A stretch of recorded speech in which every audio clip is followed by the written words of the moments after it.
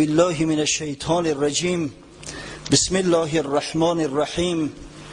الحمد لله رب العالمین والعاقبة للمتقین والصلاة والسلام على اشرف الانبیاء والمرسلین وعلى آله وصحبه اجمعین. اما بعد، السلام علیکم و رحمت الله و برکاته.